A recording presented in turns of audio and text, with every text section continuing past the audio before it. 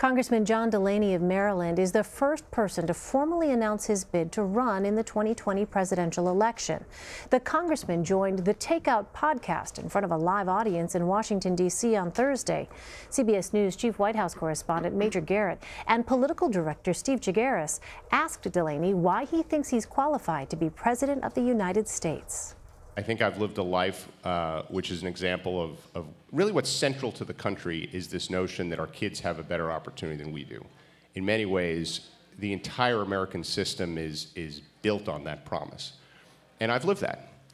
And I think that's a very important perspective. I think a president has to be able to answer a central question, which is how do you ensure that that endures? And so I think I understand that, because I don't think you can understand that unless you've lived it in some extent. I've started 2 businesses. They're both successful, and I'm an entrepreneur.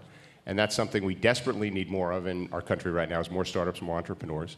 I managed them with, I think, good success. They were widely admired in their communities. I never defaulted on my debts. I never filed for bankruptcy. I treated my people well. They were the best, voted the best places to work in the D.C. area. Are you comparing yourself to another businessman that's in office? Well, I think there's a difference between a business leader and a business promoter. I'll leave it at that. And now I've served in the Congress, which has been an amazing privilege. And I think being in the House of Representatives for 3 terms, important there. I need to write that down. 3. Yeah, just think 3. There's that book Malcolm Gladwell wrote, Outliers. He says you have to do something for 10,000 hours before you become an expert. Right.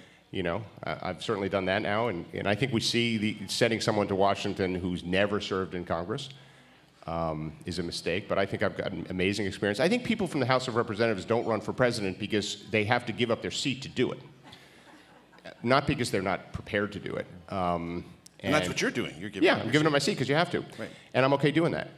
But that, if you look at like when senators and governors run, the correlation is not that you're a senator or governor. The correlation is whether you're up for re-election when the presidential race. And House members are all by definition up for re-election when there's a president. So I think that's the reason they don't run. But I think being in the House has been a huge asset. It is really the people's house. You understand that if you're the president, your client is really the Congress, because you're not going to do a darn thing unless you get Congress on board.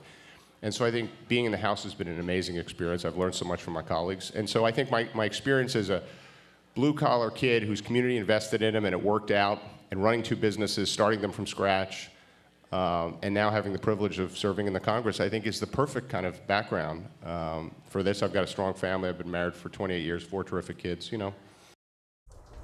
New episodes of The Takeout are released every Friday wherever you download your podcasts. And you can watch new episodes on CBSN every Friday and Saturday night at 9 p.m. Eastern and Pacific.